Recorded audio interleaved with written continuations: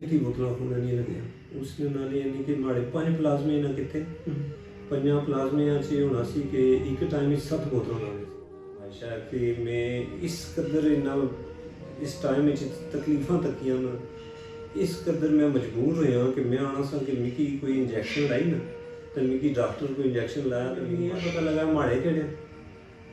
तो उसका मुश्किल टाइम बहुत सारे ने चेहरे एक्सपोज किए कि एक बदकिस्मती है इसमें ये सारी बदकिस्मती है कि सर कि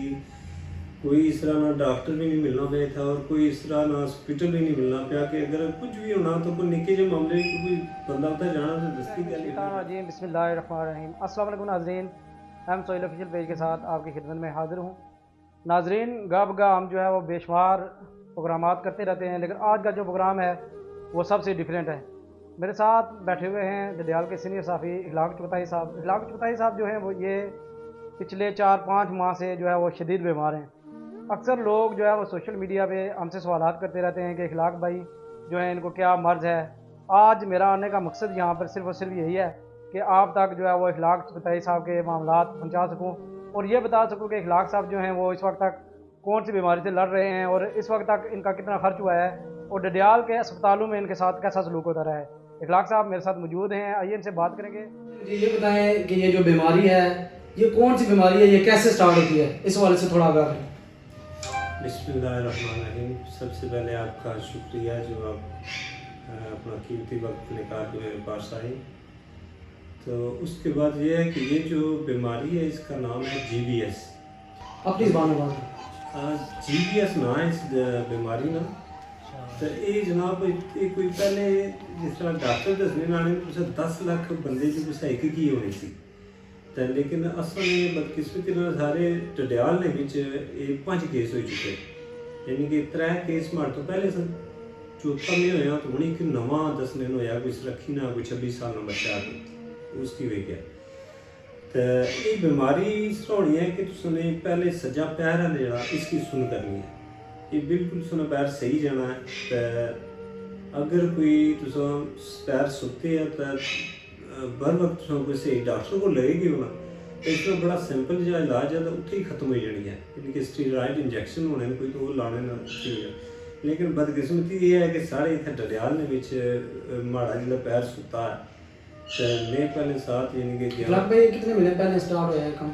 ये मिकी तकरीबन होएगी ना 4-5 महीने होएगी इस आजमाइश के पूरे बहुत यानी कि समझो कि हमारी ज़िंदगी में सब तो बड़ी आजमाइश है कि मैं इस कदर इन्ना इस टाइम में तकलीफां तकियां ना इस कदर मैं मजबूर होया कि मैं आना सा कि मिकी कोई इंजैक्शन लाई ना तो मिकी डॉक्टर कोई इंजैक्शन लाया तो मैं मारी हो मैं यानी कि दर्द नहीं सन बर्दाश्त हुए इतने शदीद दर्द सन तो वो भी समझो कि माड़े दर्द ने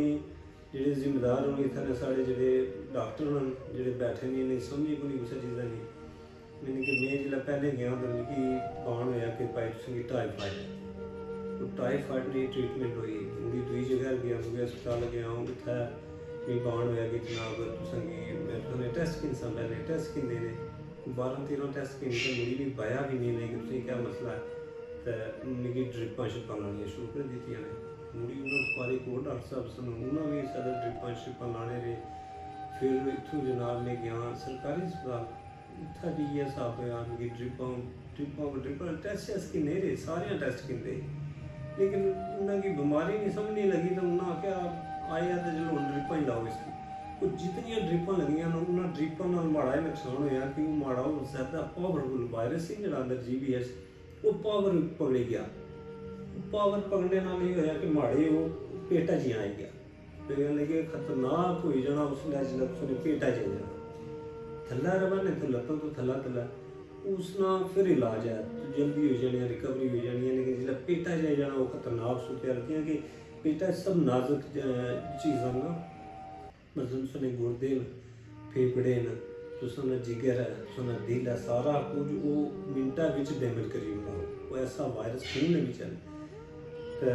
वो जनाब ये होया कि जिला इन्होंने ना ही नहीं बजा थू इन्होंने कि नहीं डायग्नोज होया ना पता लगा माड़े भाई ना तजर्बे ही करने रहे वो जो पेटा जियां गया ना तो उसला मैं बहुत ज़्यादा तकलीफ हो रही मैं इतों अल्लाह भला कराने डॉक्टर आखिर मीर साहब ने उन्होंने मिगी आखी उड़े उन्होंने आख्या भाई साहब जी तुम या पिंडी लगे जाओ या मेरे पर लगे जाओ कोई तुसा ना मामला जरा ने बहुत ज़्यादा संगीन हो गया हूँ खतरनाक जा लगना भी बेबस हो गया नहीं पता लगना सी क्या कौन ने फारग भी जवाब मतलब कोई रात किस तरह गुजारने से रात और तो की जी पूरी रात तड़फना सा दर्दां नाल इतनी तकलीफ होनी सी 14 दिहाड़े पूरे इतनी तकलीफ होनी सी कि मैं आना सा यकीन कर सको मैं अगर दसना कि मैं जिंदगी च मिगी रोन नहीं कदे आया ते मैं इस दर्द की खून की जरूरत है कितनी बोतलें लगी की 35 बोतल खून नहीं लगे उसने नाल यानी कि माड़े 5 प्लाज्मे ना किते 5 प्लाज्मे अच्छे होना सी कि इस टाइम ना होना जिसमें ये सारे डॉक्टर जरा ना अक्सरियत जड़ी है एमबीबीएस से कोई स्पेशलिस्ट नहीं है जिसकी वजह थी लोग जरा ना आए रोज मुख्तलिफ बीमारियों का शिकार हो जाने ਜਿਹੜੇ ਇੰਜੈਕਸ਼ਨ ਲੱਗਣੇ ਵੇ ਦਵਾਈਆਂ ਲੱਗੀਆਂ ਵੇ ਇਸ ਨਾਲ ਬਿਮਾਰੀ ਹੋਰ ਹੋਣੀ ਤਾਂ ਬੰਦੇ ਕੀ ਹੋਰ ਹੋ ਜਾਂਦੀ ਹੈ ਟ੍ਰੀਟਮੈਂਟ ਨਾਲ ਬੜਾ ਮਸਾਇਲ ਹੈ ਤਾਂ ਇਹ ਸਾਰਾ ਜੋ ਵੀ ਤੁਸੀਂ ਨੂੰ ਲਾਇਆ ਜੀ ਇਹਨੇ 4 ਮਹੀਨੇ ਤੁਸੀਂ ਕਿਹ ਸਮਝਦੇ ਹੋ ਕਿ ਸਾਰੇ ਜਿਹੜੇ ਵਜ਼ਰਾਏ ਹੁਕੂਮਤ ਜਾਂ ਇਸੇ ਪਹਿਲੇ ਅਸਾਂ ਕੁਝ ਵੀ ਦੋਸ਼ ਨਾ ਦੇਣੇ कि ये फेलियर नहीं है हुकूमत ना कि इस वजह से कोई इस तरीके अस्पताल भी नहीं बना सके सर सारी बदकिस्मती है ये सारी बदकिस्मती है कि सर की